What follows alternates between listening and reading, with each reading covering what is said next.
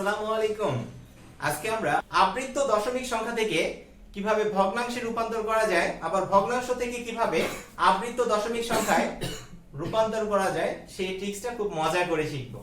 দেখেন, প্রথমে আমরা গতদিন শিখছিলাম যে 6 23/6 এটার মান কত দশমিকে প্রকাশ করো। আবার বললো যে 1/3 সমান কত দশমিকে প্রকাশ করো। তাহলে আমরা ভাগ করে পাইছিলাম কত 3 6 18, তাহলে অবশিষ্ট থাকে 5।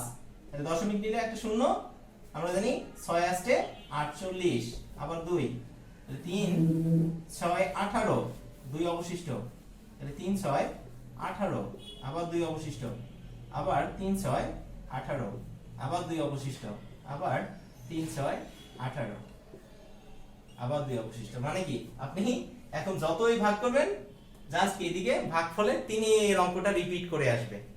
এরকম যখন একই অঙ্ক বারবার রিপিট করে সেই সকল সংখ্যাকে আমরা পৌনঃপুনিক বা আবৃত্ত দশমিক সংখ্যা বলি, তাই না? তাহলে এখানে কোন অঙ্কটা রিপিট করছিল 3, তাহলে এটাকে আমরা সমান সমান বলতে পারি কি 3.83 পৌনঃপুনিক, তাই কি না?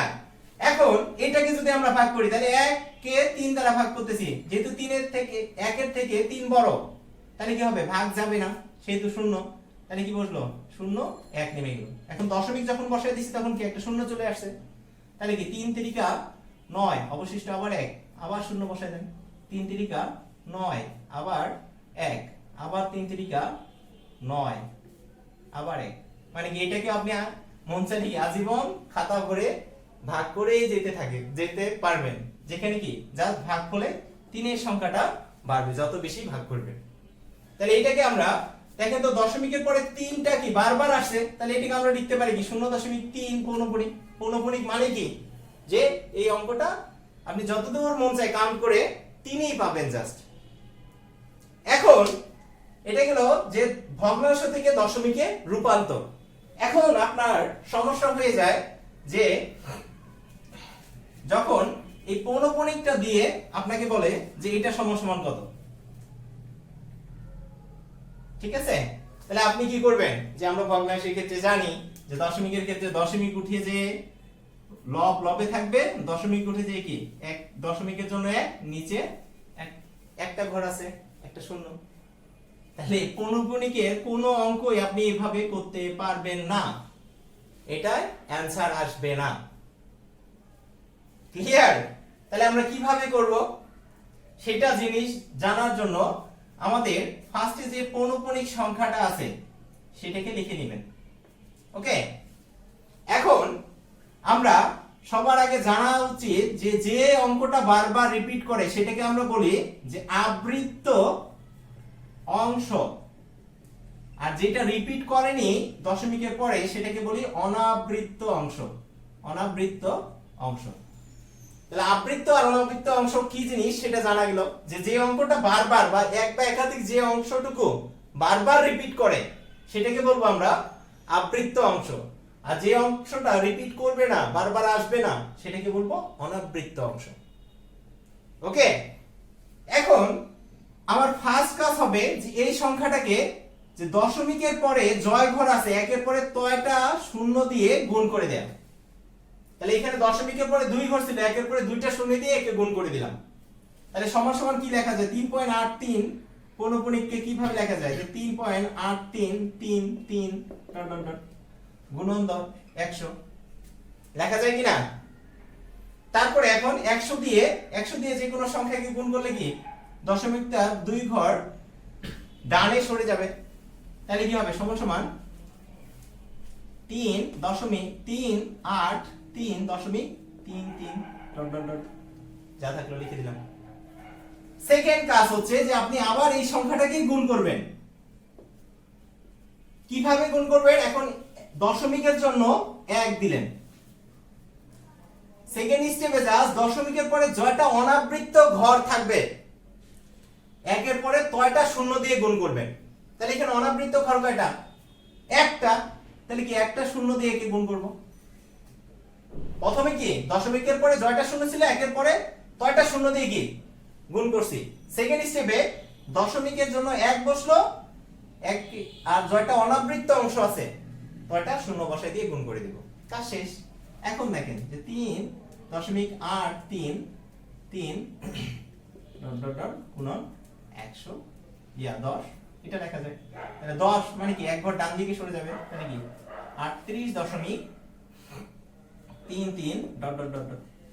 এখন জাস্ট বিয়োগ করে দিলে आंसर চলে আসবে। তাহলে বিয়োগ করি আমরা, তাহলে কি হবে এখানে 3.83 আছে, এখানে 3.8, তাহলে এটাকে কমন নিয়ে নিই, তাহলে কি আসবে যে 100 মাইনাস 10 সমান সমান, এখন দেখেন দশমিকের উপরে 3 3 3 আপনি কাউন্ট করতে পারেন, অসংখ্য আছে, একটা নিচে বাইরের দিকে আছে মানে কি কোনো সমস্যা নেই।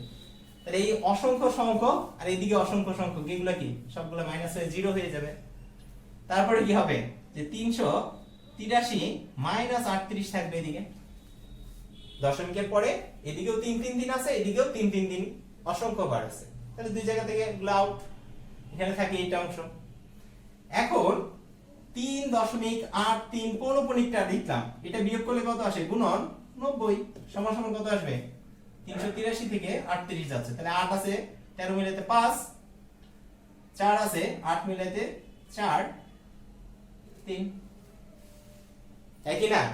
তাহলে এখন কাজ কি आंसर চলে আসছে আপনার 3 পৌনঃপুনিক সমান সমান 345 ডিভাইডেড বাই 90 সমান সমান, এখন দেখেন এটাকেও 5 দিয়ে কাটা যায়, এটা দিয়েও 5 দিয়ে কাটা যায়, তাই না? তাহলে এটাকে 5 দিয়ে কাটলে কত আসে 5 6 30, 5 9 45, এটাকে 5 দিয়ে কাটলে কত আসে 5 1 5 5 8 40। এখন দেখেন এটাকে 3 দিয়ে 3 দিয়ে কাটা যায়, 3 6 18, এটাকে 3 দিয়ে কাটলে 23 সমান সমান 23/6 আসছে। 23/6 কে ভাগ করি তো আমরা এটা পাইছিলাম, ডাইরেক্ট आंसर চলে আসবে। এখন এই জিনিসটা গুলো যে ডিটেইলসে যদি করতেন জাস্ট বোঝার জন্য, এখন এটাকে যদি আপনি এক লাইনের মধ্যে করতে চাইতেন তাহলে কি লিখবেন ডাইরেক্ট 3.83 এই জিনিসটা সমান সমান, আপনি কি করবেন ফার্স্টে দশমিক বাদে পুরো সংখ্যাটাকে লিখে দিবেন, তাহলে দশমিক বাদের সংখ্যাটা কত 383 মাইনাস এই যে অনাবৃত্ত অংশ কোনটা 8, অনাবৃত্ত অংশ পর্যন্ত এইটুকু লিখবেন, তাহলে কত 38, আবৃত্ত অংশ ছিল 3 3 বাদে অনাবৃত্ত অংশ সহ পুরো সংখ্যাটা লিখে দিবেন দশমিক বাদে, তাহলে পুরো সংখ্যা কত 38 ডিভাইড বাই, এখন 1 এর পরে প্রথমে আছে দশমিকের পরে মোট জয় ঘর আছে তো এটা শূন্য, মাইনাস 1 এর পরে আবৃত্ত অংশ কয়টা আছে কয় ঘর আছে কয়টা শূন্য, তাহলে এখানে একটা ঘর আছে একটা শূন্য সমান সমান, দেখেন ডাইরেক্ট এখন आंसर চলে আসবে, তাহলে কত আসে 345 ডিভাইড বাই 90 সমান সমান কত 23/6, এটা आंसर ডাইরেক্ট চলে আসবে। তাহলে এই যে সেম ভাবে যদি আমরা এটাকে করি যে 0.3 তাহলে কি হবে, তাহলে ফার্স্টে কি করছি আমরা যে দশমিক বাদে পুরো সংখ্যাটাকে লিখে দেব পৌনঃপুনিক সহ, তাহলে পুরো সংখ্যা কত হয় 3 মাইনাস দশমিক বাদে কোন সংখ্যা পর্যন্ত অনাবৃত্ত অংশ পর্যন্ত, তাহলে এখানে কোনো অনাবৃত্ত অংশ নেই, তাহলে কি হবে 0 ডিভাইডেড বাই 1 এর পরে মোট কয় ঘর আছে একটা ঘর আছে, 1 এর পরে একটা শূন্য, মাইনাস 1 এর পরে জয়টা অনাবৃত্ত ঘর আছে, এখানে একটা অনাবৃত্ত ঘর নেই মানে কি 1 সমান সমান কত আসবে 3/9 সমান সমান কত 3 3 9 সমান সমান 1/3, এটা आंसर। এখন জাস্ট দেখবেন আর आंसर বলে দিবেন, ক্লিয়ার? তাহলে এখন আপনাকে যদি আমি বলি